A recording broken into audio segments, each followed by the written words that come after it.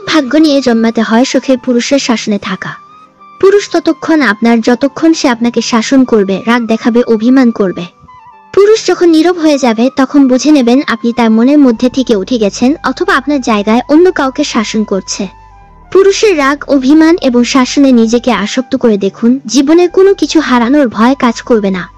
পুরুষরা হচ্ছে লতাপাতার মতো, পুরুষকে যত ভালোবাসবেন, মানসিক শান্তি দেবেন, ততই পুরুষ আপনাকে জড়িয়ে ধরে আগলে রাখবে। আপনার জীবনে বাধা দেওয়া বা মানা করার যদি একজন পুরুষ থাকে তাহলে শুকরিয়া আদায় করুন, কারণ যে বাগানে মালি থাকে না সেই বাগান দ্রুত নষ্ট হয়ে যায়।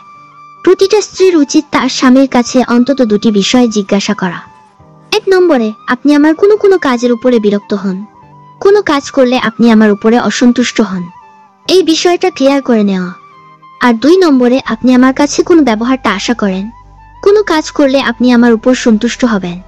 কি করলে আপনি আমার প্রতি মহাব্বত রাখবেন? এই দুটি বিষয় জেনে নিয়ে যদি স্ত্রী সেই অনুযায়ী জীবনটাকে গঠন করতে পারে তবে সেই স্ত্রীর জায়গা স্বামীর অন্তরের মধ্যে অটুট থাকবে। বুদ্ধিমান নারীরা কখনো স্বামীর মুখে মুখে তর্ক করে না, কারণ যেই মেয়ে স্বামীর মুখে মুখে তর্ক করে সেই মেয়ে যদি বিশ্ব সুন্দরী হয়, ওই মেয়ে যদি উচ্চশিক্ষিত হয়, ওই স্ত্রী যদি উচ্চ বংশের মেয়েও হয়, তবু ওই স্ত্রীর জন্য স্বামীর মনে কোনো জায়গা থাকে না।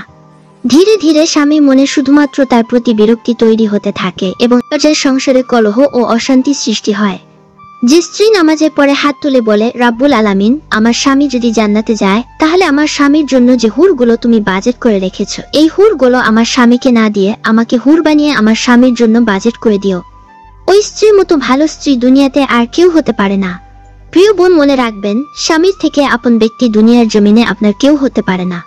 নির্দিষ্ট একটি বয়সের পরে আপনার মা বাবার কাছেও আপনি বোঝা হয়ে যাবেন, আপনার সন্তানদের কাছেও আপনি বোঝা হতে পারেন, কিন্তু স্বামী নামক মানুষটা মৃত্যু পর্যন্ত লড়াই করে যাবে, সংগ্রাম করে যাবে আপনাকে ভালো রাখার জন্য, সুখে রাখার জন্য।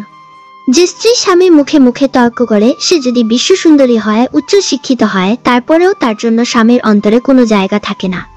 মনে রাখবেন, পুরুষ মানুষ মুখে মুখে তর্ক করা মোটেও পছন্দ করে না, তাতে আপনি যতই যুক্তি দিয়ে কথা বলেন না কেন। এই জন্য যে স্ত্রী স্বামীর মুখে মুখে তর্ক করে না এবং স্বামীকে হাসিতে খুশিতে সবসময় মানসিক শান্তি দিয়ে রাখে, ও স্ত্রীর জায়গা স্বামীর কলিজায় তার মধ্যে থাকে। প্রিয় বোন, আপনার স্বামী যতই খারাপ হোক না কেন, যতই আপনার সাথে খারাপ আচরণ করুক না কেন, কখনো আপনি তার সাথে উল্টো খারাপ ব্যবহার করবেন না।